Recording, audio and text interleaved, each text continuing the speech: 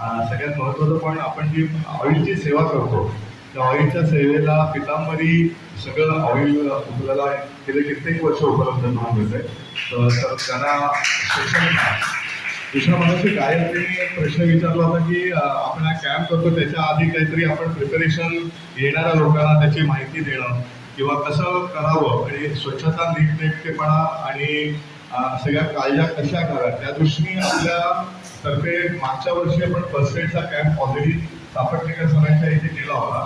यावर्षी आपण PNSB बँकेत पण फर्स्ट एड कॅम्प केला हा अतिशय उपयुक्त आहे आणि कुठच्याही वयाच्या कुठच्याही कोणालाही काही लिमिट नाहीये.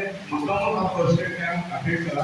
त्याचे मिनिमम कॉस्ट 2,500 आहे. त्यातली 1,000 कॉस्ट स्वतः सह्याद्री मानव सेवा मंच बेअर करते आणि 1,500 रुपये प्रत्येकाला द्यायचे.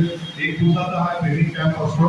त्याचं तुम्हाला ऑफिशियल सर्टिफिकेट तर्फे दिलं जातं आणि हा बरोबर बेसिक आपल्या घरामध्ये येणाऱ्या अडीअडचणी ज्या असतात साधा एक कट असतो किंवा काही छोट्या मोठ्या गोष्टी असतात मुकामार असतो तर या दृष्टीने बेसिक डॉक्टर जरी अवेलेबल नसला तरी जी काही फर्स्ट एड घ्यायची गरज आहे तर प्रत्येकाने हा जो एक दिवसाचा फर्स्ट एड कॅम्प आहे तो अटेंड करा असं मी सांगतो. आणि काही त्या दृष्टीने मदत हवी असेल तर नक्कीच तुम्हाला ट्रस्ट त्या दृष्टीने मार्गदर्शन करेल.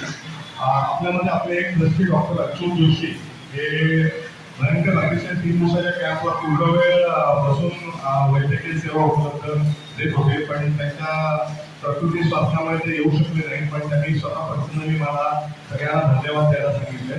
सो नसल्यामुळे तर अशा तऱ्हेने हा आपल्याला कॅम्प 3 दिवसाचा कॅम्प आणि आधीचा 2 दिवसाचा कॅम्प खूप अतिशय सक्सेसफुल झाला आणि या सक्सेसफुलच्या मागे प्रत्येकाची प्रचंड मेहनत कमिटमेंट आणि ट्रस्टवरती ठेवलेला विश्वास असाच विश्वास तुम्ही ठेवून आपण अजून पुढचे कॅम्प करणार आहोत. खूपशा गोष्टी आपण शेअर केलेल्या पण स्पेशल थँक्स काही लोकांना देणं अतिशय गरजेचं आहे. जसं पुराणिक सरांना आपण फायनान्स पुरोहित सरांना आपण फायनान्सच्या दृष्टीने आपण नाही दिलं. तसंच आपण 3 दिवस जिथे कॅम्प करतो तिथली जी लोक आहेत त्यांची पण आपल्याला अतिशय मोलाची मदत होते.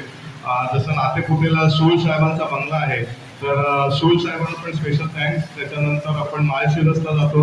माळशिरसला तिथे ती जी फॅमिली आहे ती पण आपल्याला काय नाव सरतापे फॅमिलीच्या इथे पण आपली राहायची व्यवस्था होते तर त्यांना पण स्पेशल थँक्स. नंतर शेवटच्या दिवशी आपल्याला गायकवाडांच्या घरी जातो तिथे काही लोकांची राहायची पण व्यवस्था होते. तर ही लोक इथे पिक्चरमध्ये दिसत नाहीयेत पण त्यांचा खूप मोलाचा वाटा आहे. पहिल्या 2 दिवसाचे जे कॅम्प करतो तिथे पण काही लोकांची आपल्याला मदत होते तर त्यांना पण स्पेशल गेंडे पाटील तर त्यांची पण आपल्याला खूप मदत होते. तर अनसीन फेसेस खूप आहेत आणि त्यांचं रिकग्नायझेशन करणं खूप गरजेचं आहे. पहिलेचं नाव काय डॉक्टर हळदकर डॉक्टर सासवडला आपल्याला जेवणाची व्यवस्था करतात तर त्यांचा पण मोठा रोल आहे. सुरश्री आता इथे हजर नाही पण सुरश्रीने ह्याच्या आधीचा जो मॅनेजमेंटचा भाग होता पेपर वर्क होतं ह्या गोष्टी ती स्वतः खूप मेहनतीने आणि सिस्टमॅटिक करते. तर असं प्रत्येकाचा छोटा छोटा रोल आहे आणि तो मंच लक्षात ठेवतोय आणि अप्रिशिएट करतोय.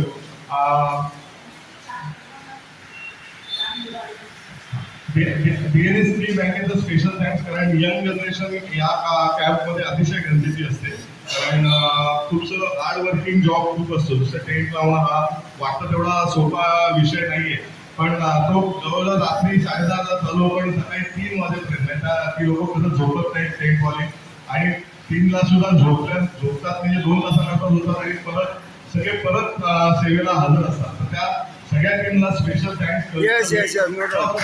आणि बसून असतात पण हे उभं जाऊन करणारे पण जॉब जे आहेत तर special thanks to they. Also travel agency जी आपल्याकडे गेले कित्येक वर्ष आहेत त्या ट्रॅव्हल एजन्सीला पण स्पेशल थँक्स कारण फक्त ते गाडी चालवत नाहीत तर कॅम्प मध्ये इव्हन माझ्या किचनच्या पार्ट मध्ये सुद्धा ते मदतीला येतात. So special thanks to they.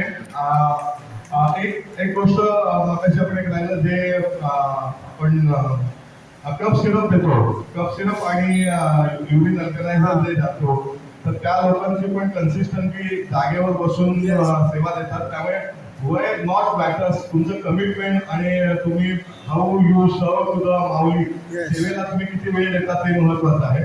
So thanks to everyone. मी कोणाचं नाव घ्यायला विसरलो असेल तर very sorry for that, but everyone's work is appreciated and any suggestion. जसं विनय म्हणाला की कधी कधी काही ओपनली लोक बोलू शकत नाहीत, पण मनात काहीतरी असतं, तर ते मोकळेपणाने तुम्ही नंतर आम्हाला जेवताना जरी सांगितलं, त्याचा उद्देश हाच असेल की आमच्यात सुधारणा करणं, अजून इम्प्रोव्हायझेशन करणं, अजून काही चेंजेस हवे असतील, अजून काही नवीन गोष्टी ऍड करायच्या असतील. जसे चांगलं सूचना दिली की छोटी बॉटल सलाईनची लावली तर चालू शकेल का. So doctor will take a decision, but it's a good suggestion. किंवा ट्रे असणं गरजेचं आहे की जसं आपण छोटं स्टूल द्यावं असे एक सजेशन मागच्या आले होते सलाईन लावण्याकरता, कारण आता वयानुसार खाली बसणं आणि ह्या कठीण गोष्टी. सो वी हॅव चेंज तर ठीक, जशा गरजा आहेत त्याप्रमाणे आपण चेंजेस करू शकू. आणि ह्या सजेशन्स खूप महत्वाच्या आहेत, त्यामुळे कुणी लाजू नका किंवा विचार असं नका करू सांगू की नको, तर मुद्दामून त्या गोष्टी शेअर करा, which are very useful. So thanks to everyone once again. Doctor शाबास शाबास, आपण व्हेरी गुड.